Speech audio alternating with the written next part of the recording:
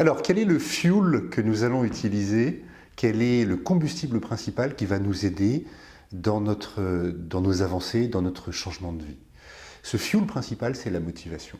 Il y a un proverbe malien, je crois, que nous aimons beaucoup, qui est « c'est important d'apprendre à ton fils à nager. Encore plus important, c'est de lui montrer à quel point l'autre rive est belle. » Tous, nous avons fait 10 ans, 15 ans, 20 ans d'anglais à l'école.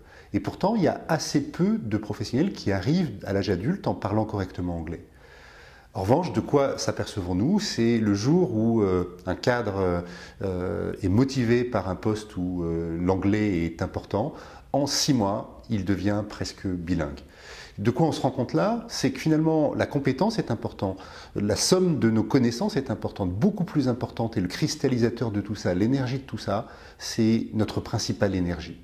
Alors, ce que nous proposons, c'est ensemble d'analyser finalement quelles sont nos sources d'énergie. Il n'y a pas de mauvaises ou de bonnes sources d'énergie. La question, c'est comment, quand vous êtes motivé, comment vous fonctionnez de façon personnelle, quels sont vos ressorts qui vous mettent en action au sens littéral, ce qui est la signification d'origine du verbe motiver, se mettre en action.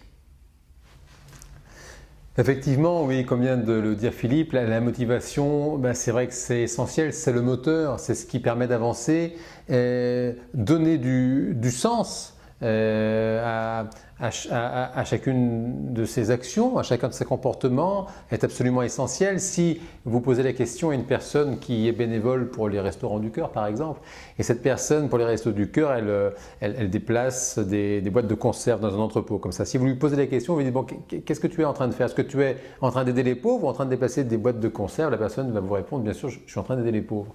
Et le sens que nous mettons dans chacune de nos actions est absolument essentiel. La perte de sens, ben ça enlève de l'énergie en réalité, et redonner du sens, savoir finalement pourquoi on se lève le matin, hein, tout simplement, ça fait du bien.